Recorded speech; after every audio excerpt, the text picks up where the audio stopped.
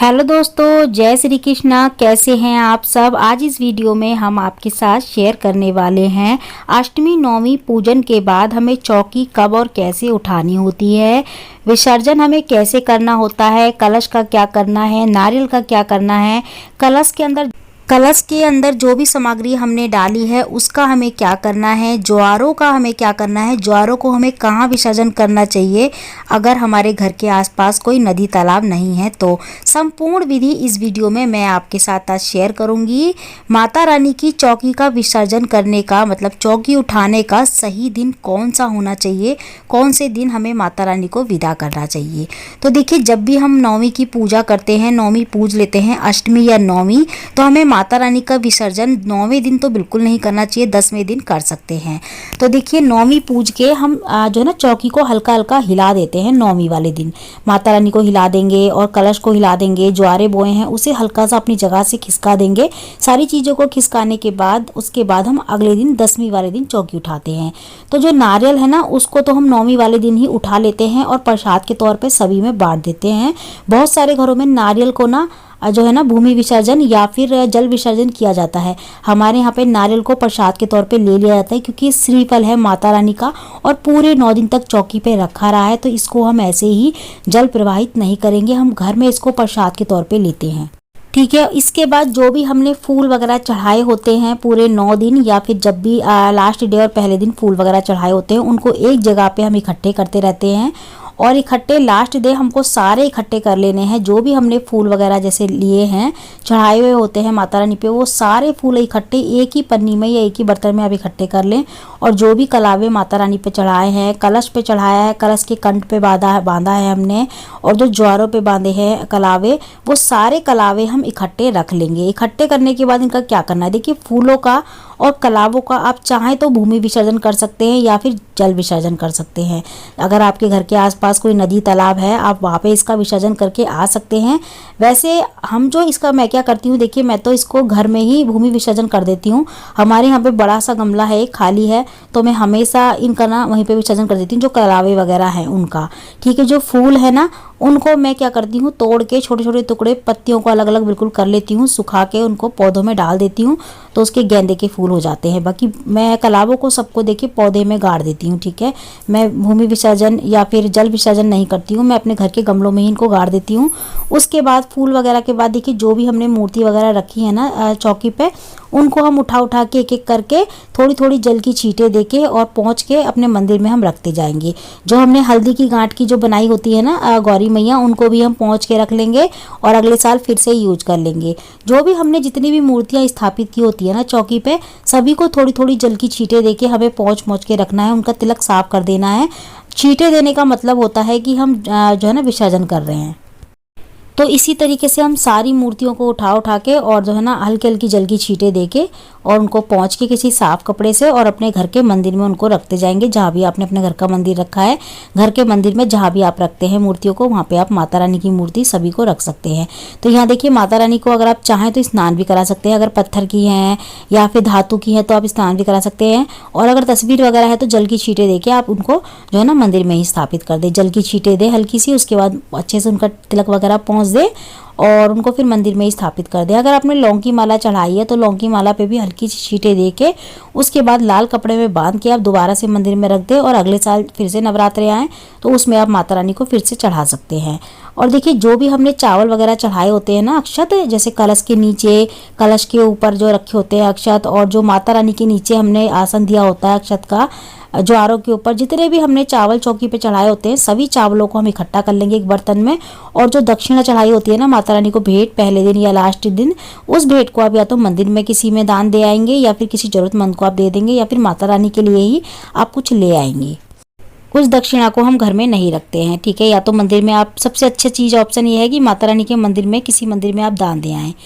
और यहाँ पे देखिए जितने भी चावल है मैं इकट्ठे कर लूँगी। इन चावलों को या तो मैं अपने घर के जो बाकी के चावल होते हैं ना उनमें मिक्स कर लेती हूँ या फिर पक्षियों को खिला देती हूँ। तो देखिए मैं तो इन चावलों को ज़्यादातर अपने घर के जो राशन चावल होते हैं ना बाकी के उनमें मिक्स कर देती हूँ, तो वो प्रसाद के तौर पर हम चावलों के संग खाते रहते हैं। ठीक है, बस आपको ध्यान रखना है कि जब आप इन चावलों को खाएँ प्रसाद वाले चावलों को, तो वो चावल जो है ना आप उसमें प्याज वगैरह ना हो, सब्जी वगैरह में ऐसे चावल बनाएं या फिर थोड़े से आप अलग ही रखें। अगर आपको ये ठीक नहीं लगता तो आप फिर पक्षियों को डाल दें।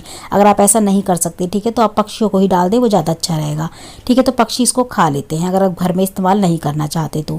चावलों का हमें ये करना है, जितने भी एक एक दाना हमें चौकी पे से उठा लेना है, यही करना है। इसके बाद हमें कलश का क्या करना है, देखिए कलश को हमें उठा के जो भी हमने कलावे वगैरह लिए होते हैं, देखिए जो कंठ पे हमने कलावा बांधा होता है ना उस कलावे को हमें क्या करना है, इस जो पत्ते हैं इनको हम फूलों के साथ ही विसर्जन करेंगे। जैसे मैंने फूल बताए थे ना वैसे ही इन पत्तों को भी आप छोटे छोटे टुकड़े करके भूमि विसर्जन या फिर किसी गमले में गाड़ सकते हैं।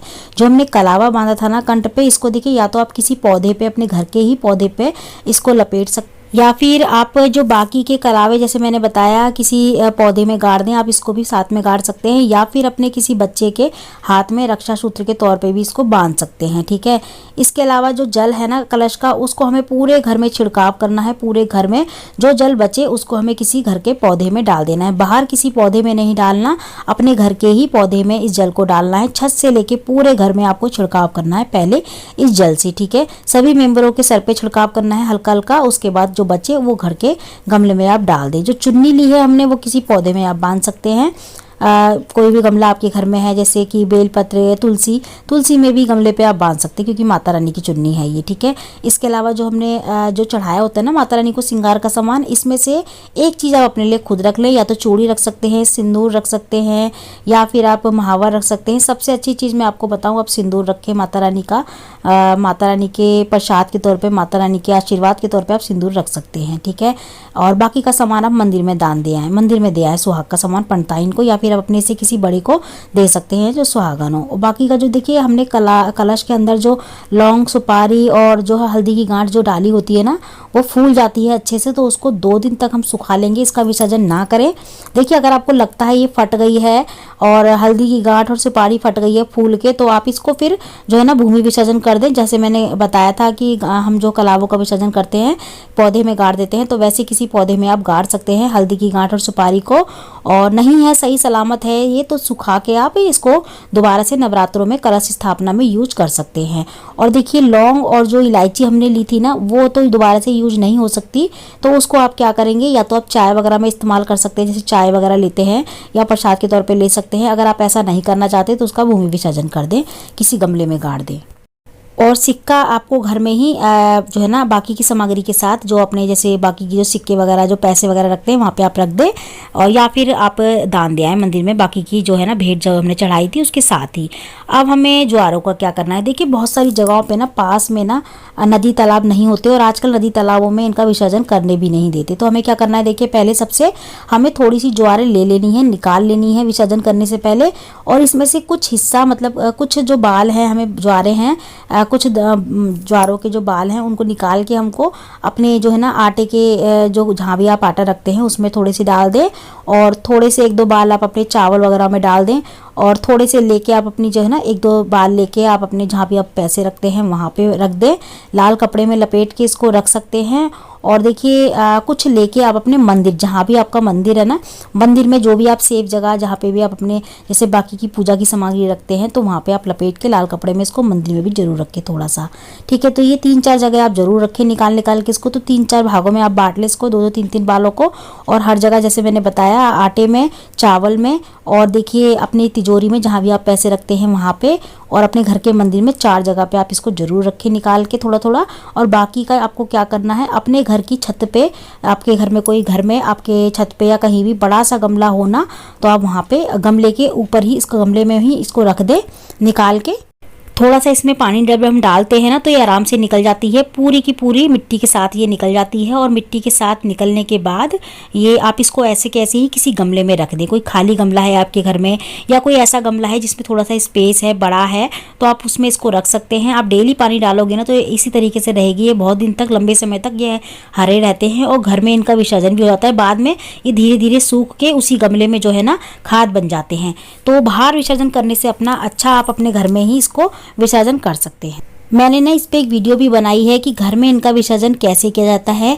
मैं आपके साथ ना उस वीडियो का लिंक शेयर कर दूंगी, इसी वीडियो के नीचे शेयर कर दूंगी, या फिर एक शॉर्ट वीडियो बनाऊंगी ज्वारों को लेके, उसके नीचे मैं शेयर कर दूंगी। आप चाहें तो देख सकते हैं, आपको आसानी होगी ढूंढने में इसी वीडियो के नीचे, या आपको इसकी ज्वारों की शॉर्ट वीडियो के नीचे आपको उसका लिंक मिल जाएगा कि मैंने घर में इनका विसर्जन कैसे किया है। आप देख सकते हैं उस वीडियो को, बहुत ही आसानी से आप घर में विसर्जन कर सकते हैं। तो चौकी हमें 10वीं वाले दिन उठानी है। अगर अष्टमी पूजते हैं तो आप अष्टमी वाले दिन शाम को चौकी उठा सकते हैं।